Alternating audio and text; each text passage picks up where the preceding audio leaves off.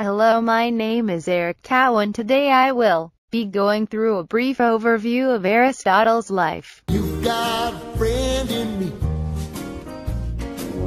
You've got a friend in me.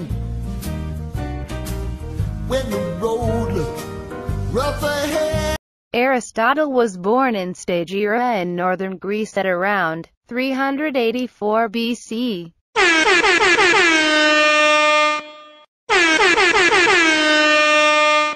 His father was the court physician of the Macedonian royal family. When his father died, Aristotle was sent to Athens to learn under Plato. Then Aristotle became the teacher of Alexander the Great. When Alexander left to conquer the world, Aristotle returned to Athens and found his own school. Aristotle believed that humans were rational animals and the purpose of human life was reason and language. He believed that philosophy resembled the highest reason possible, and said that doing philosophy was the ultimate end of human existence.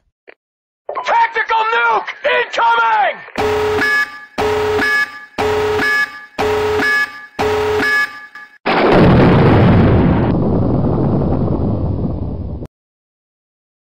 Aristotle's work covered many subjects. He was one of the first to group animals into genera based on similar characteristics, and then different species within each genera. Aristotle believed that everything had two sets of features: incidental features and essential features. The incidental features are features that did not matter for an object to be placed in a category. For example, humans can have different colored hair, but still are considered humans, while the essential features are the features necessary for something to belong in that category. Aristotle disagreed with Plato's theory of forms. Aristotle believed that each object could be defined using four characteristics: matter, form, source, and final cause. Matter is what the object is made from, the form is the structure of the matter, the source is what created the object, the final cause is the purpose for why that object was created. Aristotle wanted to know how people became a good person. He thought that sometimes people knew what the right thing in a situation to do was, yet did not do.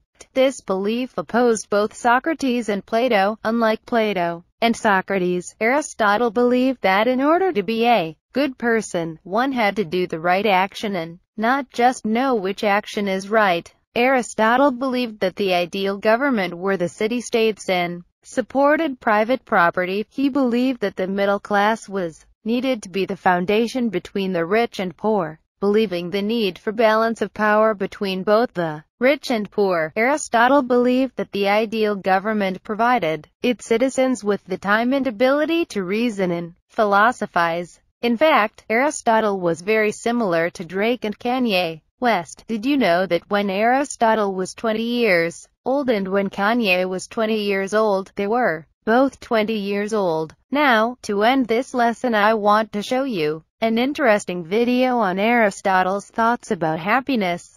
What makes people happy? In the Nicomachean Ethics, the book got its name because it was edited by his son Nicomachus. Aristotle set himself the task of identifying the factors that lead people to have a good life, or not.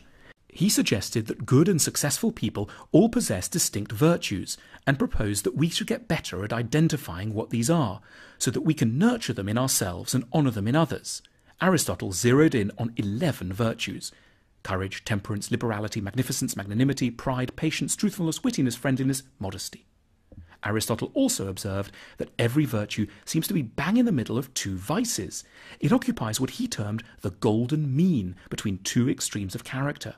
For example, in Book 4 of his Ethics, under the charming title of Conversational Virtues, Wit, Buffoonery, and Boorishness, Aristotle looks at ways people are better or worse at conversation. Knowing how to have a good conversation is one of the key ingredients of the good life, Aristotle recognized. Today I will show you the best remix ever made.